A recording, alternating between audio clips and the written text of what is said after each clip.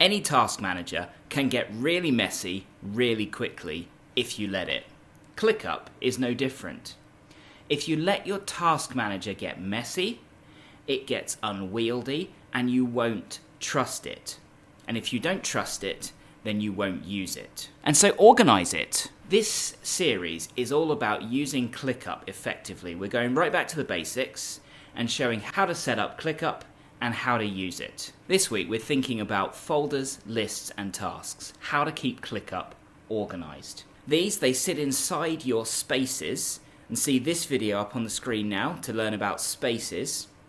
Your lists are where you hold your tasks or whatever the thing is that you're putting in a list, and your folders can be used to organize your lists within your spaces. So let's go into ClickUp and see how to set them up. Now here we are in my demo ClickUp, and you'll see we're on the home screen and your folders and your lists live inside spaces. So I'm going to just show you quickly how to create them. The first way is if you click on the space, it'll bring you to the space overview, and you can create a folder, you can create a list, or you can create a doc. So let's create a folder this way, and let's just call it folder 1 and create the folder. And now you'll see that that folder is created within your space. The other way that you can do it is in your sidebar, clicking this plus button, and you can create a folder. And let's just call that folder 2. And then it's exactly the same with lists. So you can go into your space overview and you can create a list down here in your list of lists, new list, and we'll call that list 1 as it says. Or you can click the plus button either in the space and create a list, or next to a folder and create a list that way. You can also click on a folder and go to the folder overview and create a list within a folder directly. So those are the different ways to create lists and folders.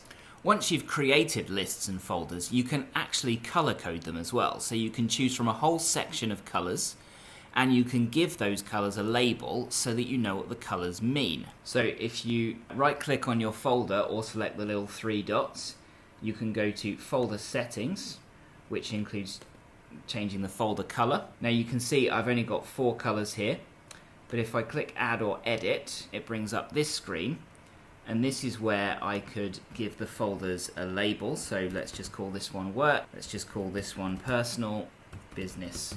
And then you can add any of these colors or even your own custom color. Let's just save that.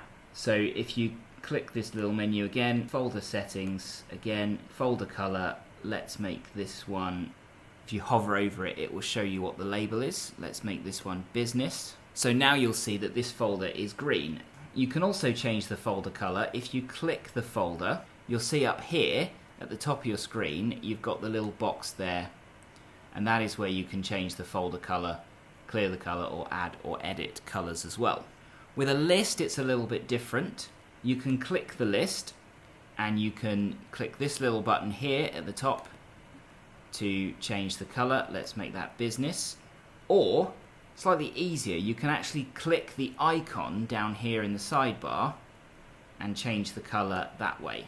But how might you actually use this color coding for your folders and lists? Well, I color code based on different areas of life and different types of work. So I have a color for family, a color for personal, a color for work, color for business, and then I also have a color for planning and a color for study, that kind of thing.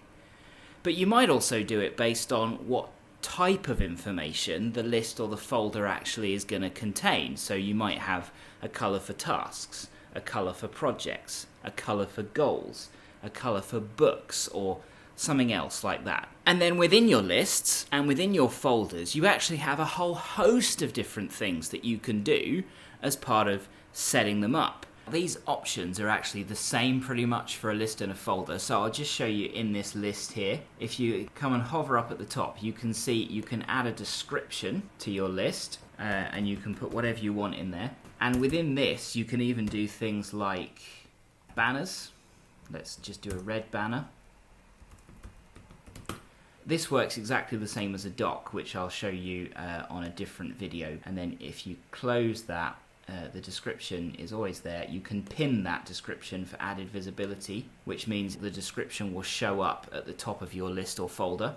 You can give the list a priority as well. That's actually in the paid version, and my demo space is just on the free. So it's exactly the same as a task, but I can't actually show you that on here. And you can add dates to the list as well. So that's how you set up your lists and folders, but how do you actually organize them in ClickUp? Organizing them is actually really easy. It's very simple. Drag and drop is one option. So for example, this list one here, I can drag that and place it within this folder. So now that list is within the folder, or if I wanted to, I can just drag it into a different folder.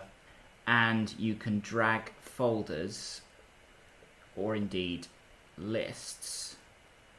So this folder is now in a different space. You can drag folders and lists between spaces.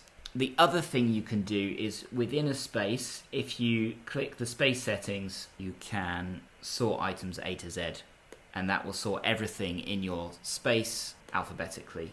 You can actually do that within a folder as well. So you don't have to sort the whole space alphabetically, but you can just sort the individual folders alphabetically.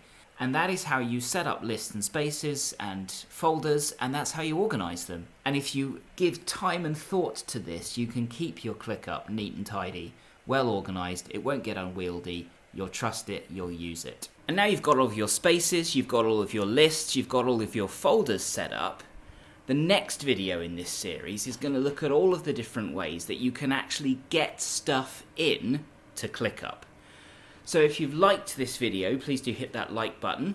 If you'd like to see more of these videos, then please subscribe to my channel. Share this with anyone who you think it might be helpful for. Please do check out these videos that are now showing up on your screen. Thank you for watching, and we'll see you next time.